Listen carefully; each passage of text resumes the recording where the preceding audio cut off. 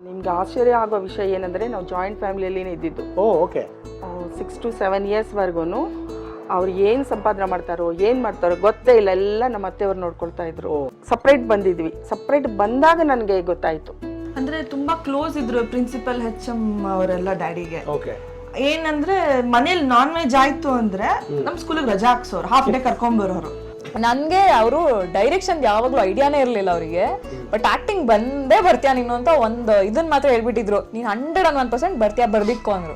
ನೀವೆಷ್ಟು ಸ್ಪಷ್ಟವಾಗಿ ಕನ್ನಡ ಮಾತಾಡ್ತಾ ಇದ್ದೀರಾ? Thank you. ಬೇಸಿಕಲಿ ನೀವು ಆಂಧ್ರದವರಾಗಿ ಕೂಡ.